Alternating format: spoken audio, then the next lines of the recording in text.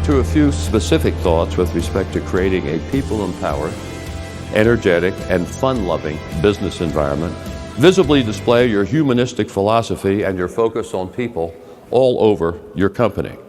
If it's public, you have to dedicate yourself to it or be known as a phony and a hypocrite. Orient your mission statement in terms of how you want to treat your internal and external customers. That makes it both meaningful and eternal. I laughed when a consultancy came to us and said, we'll help you draw up your mission statement. I said, well, by God, if we can't draw up our own mission statement, I think we ought to fold this and go out of business because you think we don't know what our mission is? And then we're approached by several people from outside that said, you've had your mission statement for a long time and we'll help you refresh it. And we said, well, that's like saying that Deuteronomy and Ecclesiastes have been around for a long time, and we'll kind of refresh them and bring them up to date. Because if you focus on your people, your mission statement is eternal. Describe what you're looking for in new hires. It's amazing how many people don't do that. They're just kind of filling slots as they come open. And frequently refresh your recruiters and your interviewers as to those criteria. For instance, at Southwest Airlines, only by way of exemplar, we're seeking new hires with a warrior spirit, a servant's heart, and a fun-loving attitude. Hire for attitude, train for skills, and look for leadership capability in every potential employee.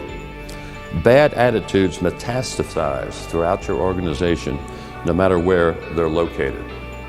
We will take a person with a positive attitude and lesser education, experience, and expertise over someone who has all of those attributes but has a very bad attitude. Use model employees in the hiring process. Who knows better whom to hire than your best people? Give your personnel department veto power over all new hires in every department, based on its appraisal of attitude. As an acquaintance of mine puts it succinctly, and I really mean this, on the walls of his company, no assholes need apply. And I'm not kidding you. He was interviewed on CNBC, I think it was, and they had to blur out all the signs around his offices because it says, no assholes. That's why I've never been allowed to visit his offices.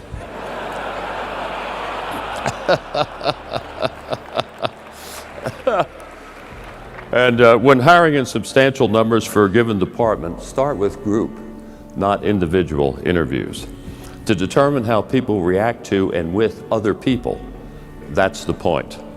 And we ask people, for instance, how did you use humor to extricate yourself from an embarrassing situation? And you hear some of the damnedest stories you've ever heard.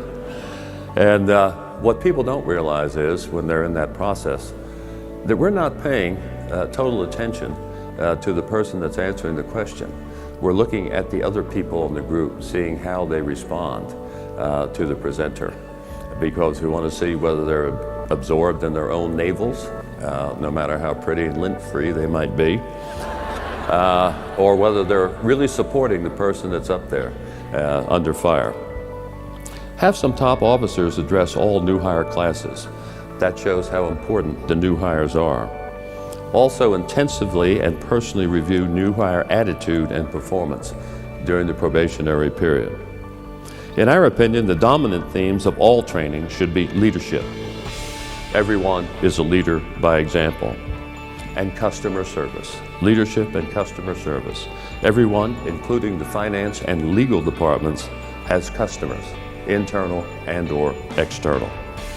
The general office is basically only the supply corps for the troops in the field. Their servant, not their master. Provide guidelines only, not rules. The golden rule is the fundamental guideline. And give your employees the flexibility to make decisions on the spot. I got a letter from a probationary employee, as an example, in Baltimore. And because of winter weather, we couldn't fly from Baltimore to Islip MacArthur Airport on Long Island. Now you understand she'd only been there 4 months. She went out and rented 5 buses on her own and bused the passengers from Baltimore to Long Island.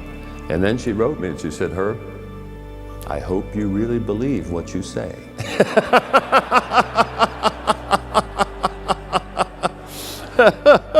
And so we gave her an award for her initiative and her bravery.